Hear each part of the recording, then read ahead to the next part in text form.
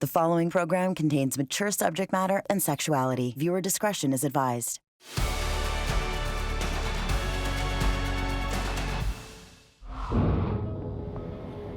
We're undercover, waiting for a man who posted an ad online. Hey, Jacqueline? Offering up a place to live. I can sit here. Rent-free. But there's a catch. That's what kind of with the friends with benefits sort of thing, right? If you're into that. I want to hear from your terms, because a lot of people say different things, and that's one thing I find. We fool around a little bit here and there, right? Sort of. When you say... Same bed, right? Yes, you heard right. And yes, he gets explicit. If you're not into actually having sex, that's cool. We can do other things, right? This is the dangerous trend we're investigating, emerging out of Canada's housing crisis. Sex for rent.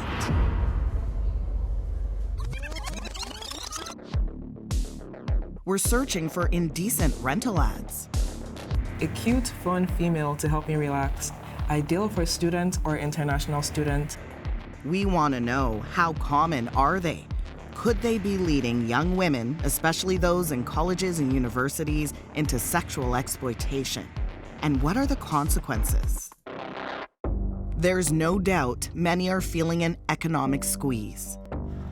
The rising cost of living, debts piling up, soaring grocery bills, and housing hardships.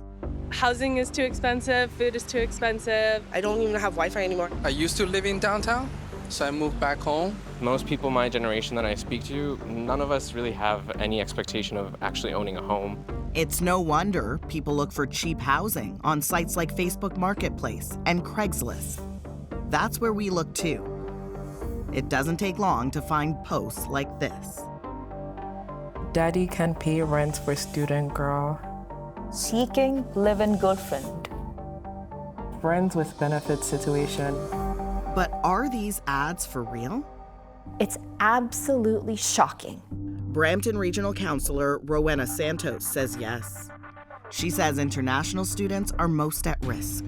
International student girls, as you saw in two of the pictures of posts that Councillor Keenan has shared, are essentially being prostituted for rent. She's been raising awareness after seeing this Only for Girls ad go viral. In it, the option to pay nothing at all if you agree to a friends with benefits arrangement. That includes free food and money for shopping. When you brought this to the public's attention, there was skepticism. What did you make of that? Well, I think there's an unfortunate stigma when it comes to international students. The Small Landlords Association called the ad fake. Well, it wasn't the only ad. And it's not just in Brampton, it's across the GTHA. And let's be perfectly clear here, there are really good landlords and very good people. Yes. But there are also very bad people who like to prey on situations like this. Okay, so we're gonna respond to some of these ads, but who's really behind these posts? And we're gonna look for the explicit messages. What happens when someone responds? Things like FWB, friends with benefits. Will they go through with their sex for rent arrangement as advertised? We're replying to 10 of these conspicuous listings to test it out. See what kind of replies we get back. I got a response to one of the ads. So I reached out to him saying that I'm an international student looking for an affordable place. Yeah. And how would the arrangement work? And the response I got is, it's available, and send a nude picture and age for the application. Okay then, on to the next one. Another mention of benefits. We want some clarity. They said, I'm sure you know what friends with benefits mean. I am not looking for a girlfriend, just some fun from time to time when the need arises. And in this exchange, they're not only offering free rent for physical things, he'll actually cover groceries, utilities, and entertainment too. We get him on a call to find out more. So it's like kind of FWB. It's like normal, like, nothing. While he's open about what he wants initially, when we press him for specifics, he clams up. Like, do you expect, sexual relations? Not exactly that one. What did you mean by FWB? I'm not sure the meaning actually. This is just a small fraction of what we were able to find, but take a look. I'm open to friends with benefits to cover rent and a few other things. Contact for further details, no need to pay rent. They know what they're doing. They know that these young women don't necessarily know the context of this. They know that these young women don't have enough money, that they have very limited options, and they're just putting it out there. She says what concerns her most? Evidence shows these arrangements can lead to sex trafficking.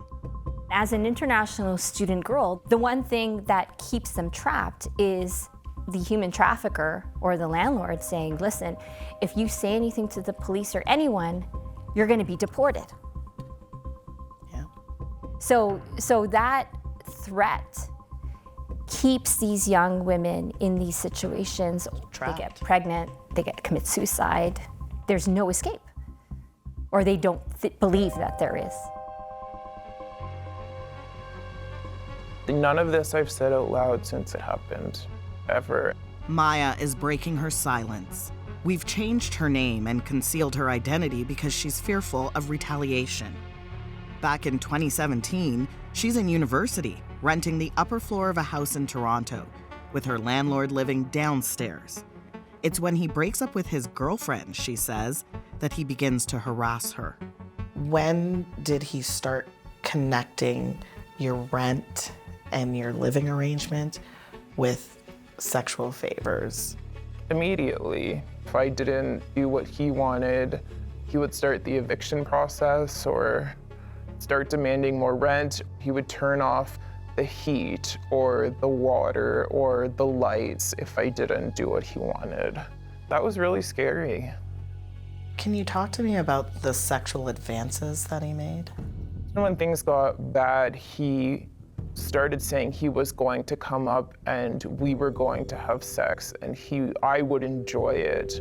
And, of course, I said no, but he got more mad and he kept saying, no, you don't have a choice. This is my house. I'll do what I want. When he started coming up and, banging on the door and trying to let himself in and yelling that he was gonna come up and have sex with me, I couldn't leave the house. I was terrified. Months later, her family steps in and moves her out. She shares a post on social, warning other young women to beware of this landlord for a whole host of reasons, including sexual harassment, intimidation, and misogynistic threats. He was just going to pick a new target or some new prey, and that was what really prompted me. Back to our test. This person sent me the definition of friends with benefits as a screenshot. It says, usually friends with benefits, aka FWB, means that people who know each other engage in intimate or sexual activity without really dating each other. In all, 10 people respond to us. The majority confirm they're very real and very willing to offer shelter for sex. My thoughts are that it's scary. These girls who may think that this is a good idea, the more we talk about it, the more we reach out to them, the less opportunity these folks have to actually prey on them. Coming up, sometimes these ads aren't so obvious, but as we're about to find out, they're just as troubling. I don't mind helping you out if you're kind of helping me out too, right? You know what I mean?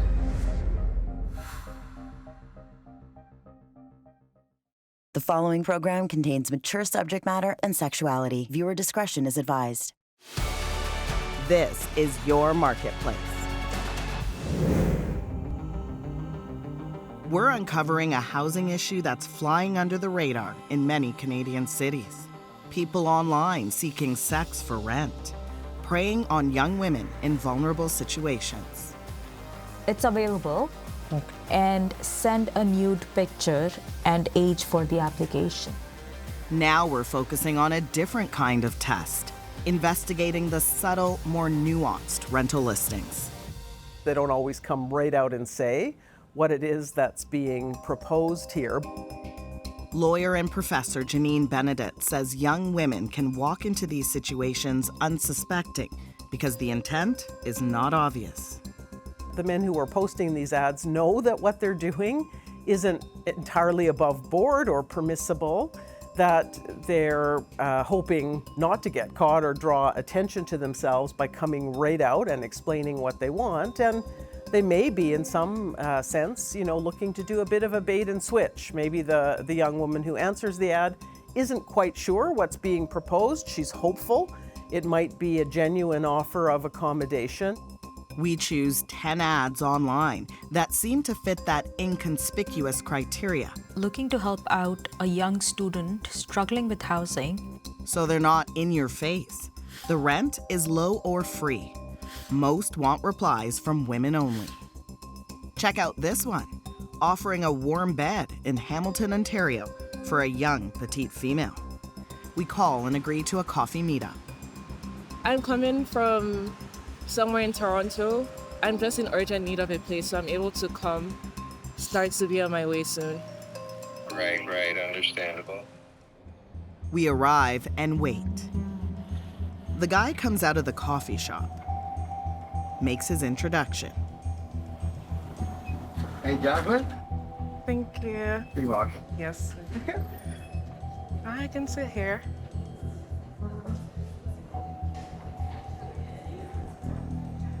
I saw that offered free rent, so I was interested in meeting you. Mm-hmm. Right, that's what kind of with the friends with benefits sort of thing, right? If you're into that.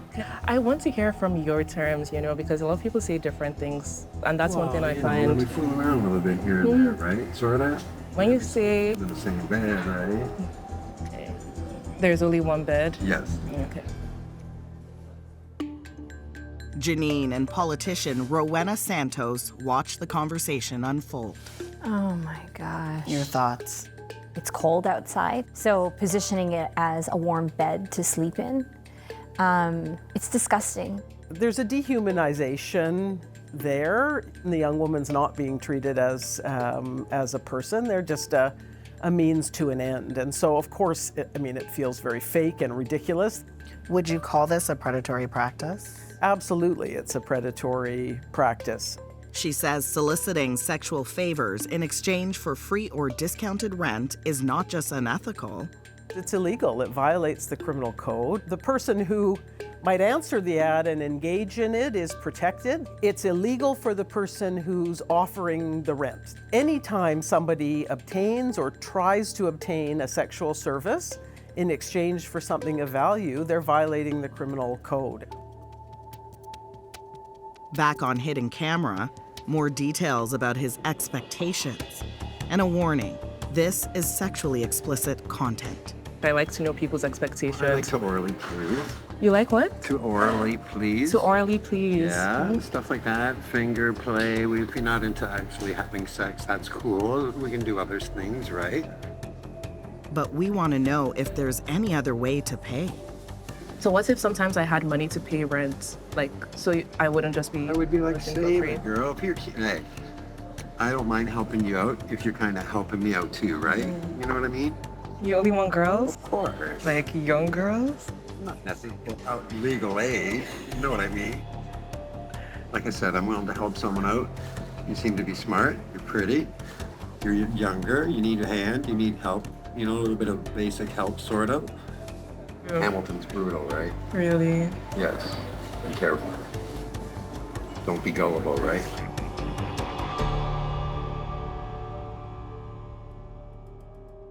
A few days later, we set up a meeting with the man behind a different Craigslist ad. It says, "Are you a female looking for cheap rent or help?" But things take a turn quickly when we email. He says he wants an arrangement with the female for occasional fun, and if there's a connection, the rent is free. After that, a flurry of messages come our way. The tone is vulgar. I'm assuming you're single with a healthy sex drive. I've got a very thick. Is that all right with you? Then, I'm looking for ongoing sex, Jasmine, and I'm pleased to help in any way with school expenses. Minutes later, this lewd late-night follow-up. I hope this doesn't offend, but I'm experienced and it's going to feel good. Attached, a photo of his private parts. We decide it's too risky to meet. Instead, we get him on the phone. My name is Asha Tomlinson. I'm a host with CBC Marketplace. You've been connecting with one of our journalists about the ad that you posted on Craigslist. Right. And I just want to know, didn't even get a question in, and he hung up. We reach out again, asking for an on-camera interview. He gets back to us and says he had no idea what he was doing was against the law, that he thought it was harmless as long as it's two consenting adults. He's taken the ad down and adds, "I was foolish and I'm truly sorry." Next, another low-key listing until scandal erupts. It says looking to help out a young student struggling with housing, stay at my place for free. He asks for a pic. When we decline, he throws out racist comments. Then, and just to warn you, the language is graphic. He writes, "Meet me where I say, to stay free in my place, and just to consider you, you'll have to suck my understand?" We won't be meeting him either. Of the 10 ads we look at with a more neutral tone, 9 reply back. Half propose a sex for rent arrangement. There's a frustration that, we seem to do so little to interfere with this kind of activity. Janine believes police forces should launch a crackdown. It's as simple as sending an undercover officer to respond to these ads. We know that the single biggest deterrent to this kind of behavior is enforcement. It's the threat of publicity and real consequences. And when those are not there, the behavior flourishes. Caressing your body, making you feel relaxed and comfortable, make you feel good.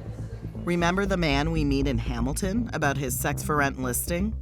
We're calling him up to reveal we're journalists. Hello? Hi, my name is Asha Tomlinson. I'm a host with CBC Marketplace. You've been connecting with one of our journalists about an ad you posted on Craigslist. Okay. Can you walk me through why you choose to offer housing in this way? I like to help people out. But anyways, have a good day. But that's it, he hung up. All he would say is, "I like to help people," and then he hung up on us. What do you think of that response? Well, it's nonsense, and he knows it's nonsense, but it's part of that plausible deniability. He's trying to help himself, and he got caught. Wow, and this individual doesn't care and doesn't think that they're doing anything wrong. And for a lot of these young people who are trapped in these situations, they're just left to fend for themselves. Counselor Santos is doing the work to help them. This charter that was established with an international student charter to support young women and a residential licensing program for landlords. She's also calling on Facebook Marketplace and Craigslist to do more. Should there be monitoring or maybe a more rigorous reporting system? I certainly hope so. They're part of the problem. We share our findings with them. Facebook's parent company, Meta, says this type of content violates their policies, and they encourage people to report it if they see it. Craigslist doesn't respond. We also reach out to the Canadian Association of Chiefs of Police. They say if Canadians report sex for rent ads, they'll investigate. And after we contact them, the Small Ownership Landlords of Ontario no longer says these ads are fake, calling them immoral. As for Maya, she hopes speaking up will empower other women to do the same. What would you say to young women who are in similar situations, who feel trapped and have nowhere to go? We don't have to deal with what they're doing. It's not legal. They're not alone. There is a way. If we all speak up together, maybe we can make a difference.